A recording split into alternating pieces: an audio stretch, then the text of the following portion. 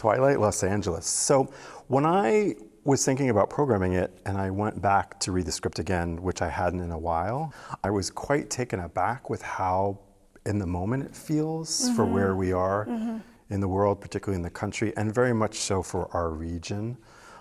Did you have a similar reaction to that? And if so, how? Absolutely.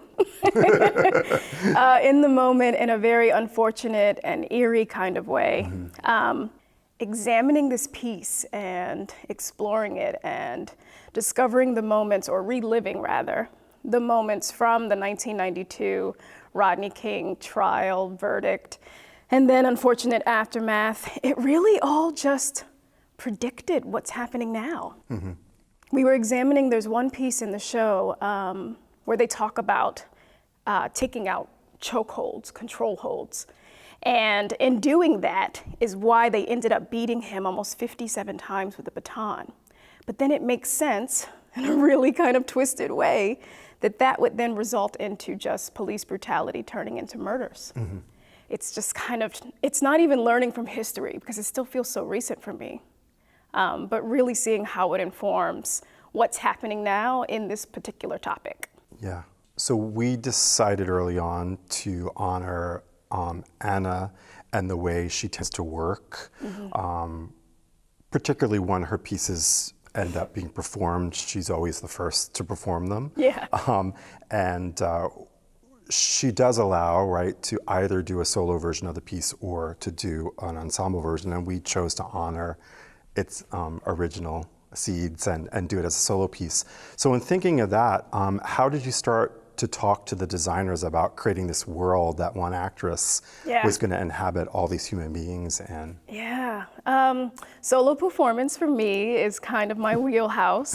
I've been very fortunate to have performed, you know, a half a dozen solo shows and then direct like a half a dozen more. But I think what I like, or what I enjoy most about it, is that it really gets to like put on 100% in terms of magnification what the collaboration looks like between actor and designer.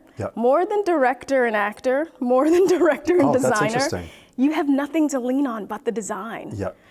In solo shows, it has this brilliant ability to demonstrate what that collaboration looks like. Knowing that there's not another person on stage, but at any given moment there might be sound or projection that performer can then lean on. So I tried to use that sensibility going into conversations with designers. Where are ways that we can kind of work in breaks for the performer? Is it that we have isolated looks for lighting where they can really step in and out of moments easily? Is it that they are amplified when they speak with their voice? Is it that projections tells more of the story that they don't have to?